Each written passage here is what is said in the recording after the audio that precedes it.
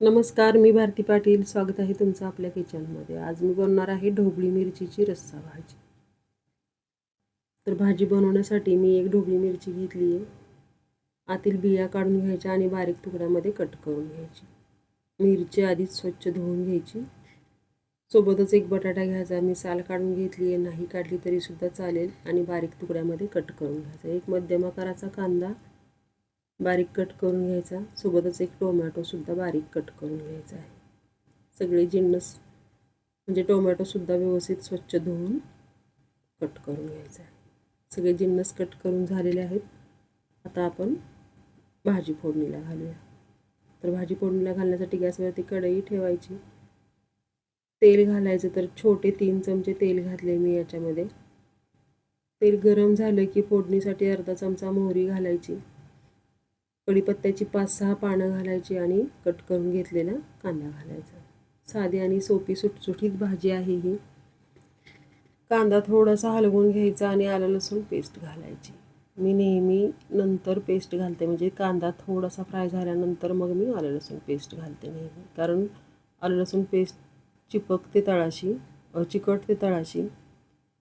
आता कांदा हलकासा भाजत आलेला आहे आपला. आता याच्यामध्ये आपण घालणार आहोत पाव चमचा हळद, अर्धा चमचा जिरे पावडर, त्याच्यामध्ये काही गरम मसाले मिक्स केलेले असतात, मी घरीच बनवलेली पावडर आहे ती, अर्धा चमचा धने पावडर, आणि सोबतच 2 चमचे मी घाटी मसाला घातलेला आहे. सगळं फ्राय करून झाल्यानंतर टोमॅटो घालायचा. टोमॅटो मिनिटभर परतून घ्यायचा आणि बारीक चिरलेली मिरची आणि बटाटा घालायचा.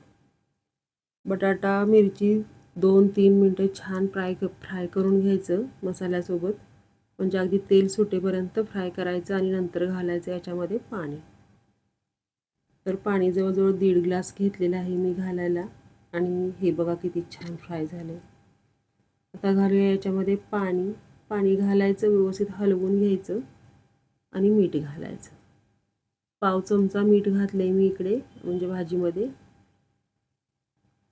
मीठ घालायचं आणि थोडंसं उकळी आली की गॅस स्लो करायचा आणि झाकण घालून एक 5 ते 6 मिनटं आतल्या आत भाजी छान शिजू द्यायची. 5 ते 6 मिनटामध्ये भाजी छान शिजली जाते, कारण आपण बारीक चिरलेला असतो, आणि ढोबळी मिरची तर काय अगदी फ्राय केली तरीसुद्धा चालते. आता घालायचं याच्यामध्ये कूट. तर छोटे 2 चमचे शेंगदाण्याचं कूट घातले.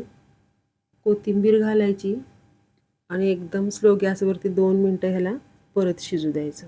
रस्सा छान मिळून येतो, चवीलासुद्धा खूप छान लागतो. रेसिपी आवडली तर करून बघा. चॅनलला सबस्क्राईब करा, लाईक, शेअर आणि कमेंट करा.